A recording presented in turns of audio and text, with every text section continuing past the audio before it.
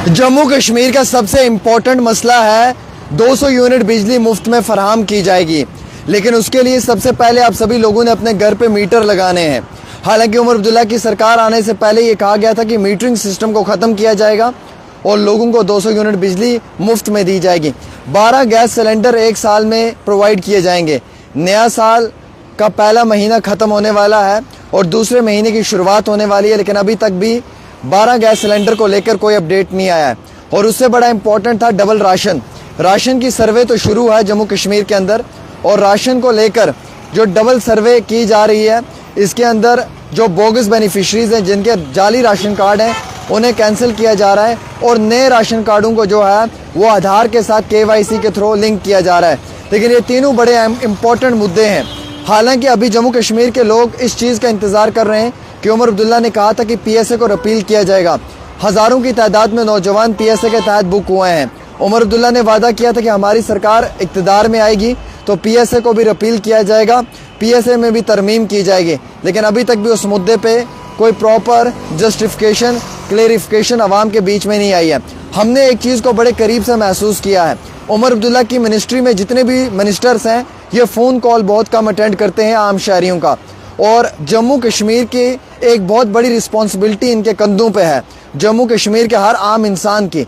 लेकिन हमने देखा है कि सिर्फ अपने ही कॉन्स्टिट्यूंसी के लोगों का काम किया जा रहा है।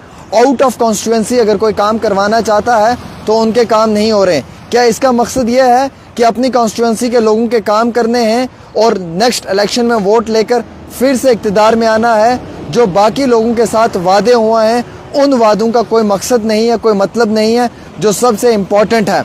देखिए, डबल राशन को लेकर जम्मू कश्मीर में दिन अव्वल से ये कहा जा रहा था कि नए साल की शुरुआत में ही डबल राशन मिलेगा, 5 किलो से बढ़ाकर 10 किलो राशन कर दिया जाएगा।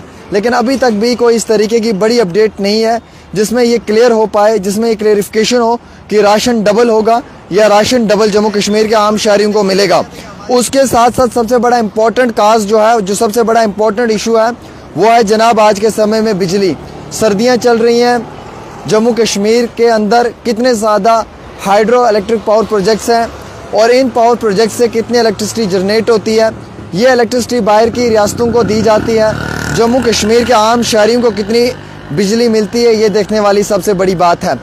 नदी नाले जम्मू कश्मीर के लोगों के, रिसोर्सेज यहाँ के लोगों के, बिजली यहाँ की, और आखिरकार बिल भी यहीं पे लोगों से वसूल किया जा रहा है। हम देख रहे हैं कि माजी के कई सालों से लगातार जम्मू कश्मीर के अंदर एक आम इंसान जो 500 रुपये बिजली का बिल भर रहा था, वो आज 800 रुपये भर रहा है।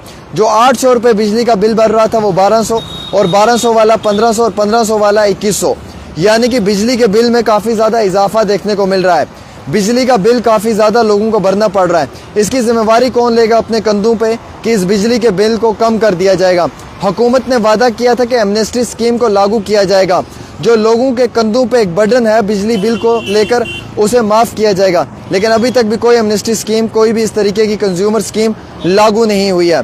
उसके साथ साथ इम्पोर्टेंट था कि साल के 12 गैस सिलेंडर्स दिए जाएंगे, लेकिन अभी तक भी कोई 12 गैस सिलेंडर्स नहीं मिले हैं। हालांकि इनजस्टिस तो ट्राइबल टीचर्स के साथ भी हो रहा है।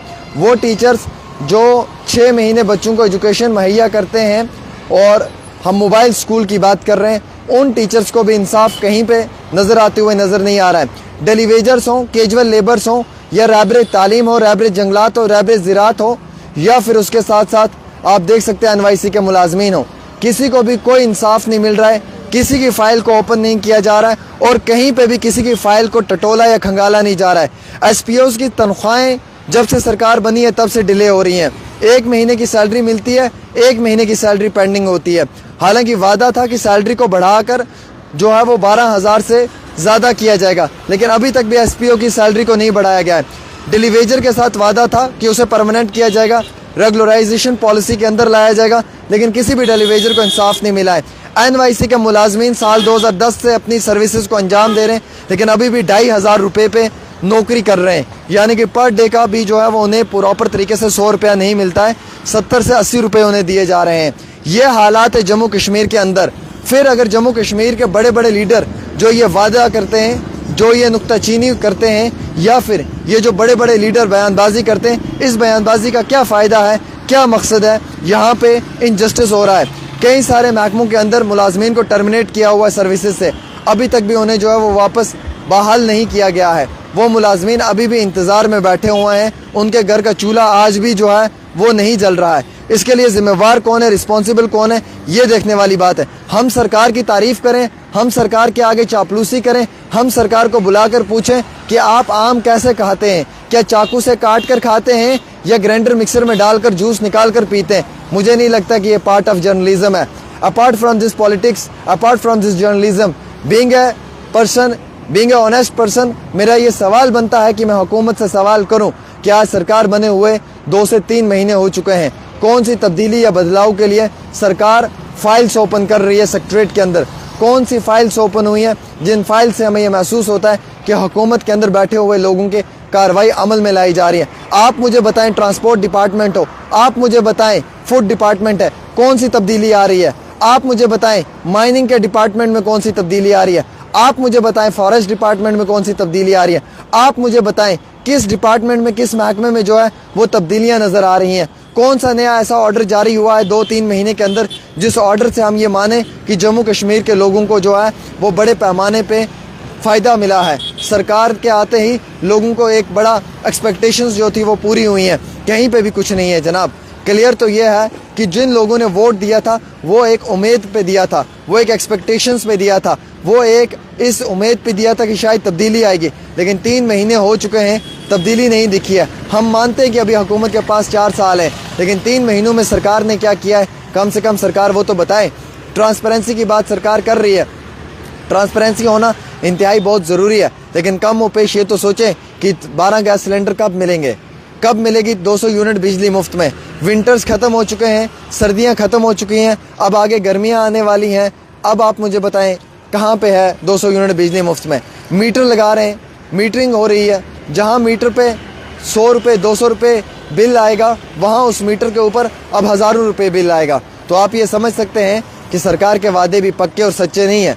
ये जो सरकार के वादे भी आम शहरियों को मिल रहे हैं, इन वादों से हुकूमत के अंदर बैठे हुए लोगों को फ़ायदा नहीं है। हम ये समझते हैं कि हुकूमत काम तो कर रही है, लेकिन कम व पेश हुकूमत को लोगों के दर्द और एहसास को समझना चाहिए। नौजवानों के स्कॉलरशिप्स ऐसे ही पड़े हुए हैं, स्कॉलरशिप क्लियर नहीं हो पा रहे हैं। कई सारे नौजवानों के स्कॉलरशिप्स ऐसे के ऐसे ही हैं, और फिर सरकार ये दावा कर रही है कि हमने बहुत कुछ किया है। आपने क्या क्या किया है? आप अपनी एक रिपोर्ट तो सबमिट करें, कम से कम आवाम को तो मालूम चले कि 3 महीनों में कौन से बड़े डिसीजंस आपकी हुकूमत ने लिए हैं जो आम शहरियों के मफाद और फ़ायदे के लिए फ़ायदेमंद साबित हो सकते हैं। अगर मैं सही कह रहा हूँ इस रिपोर्ट को शेयर करें, और अगर मैं गलत कह रहा हूँ तो भी अपनी राय ज़रूर दें।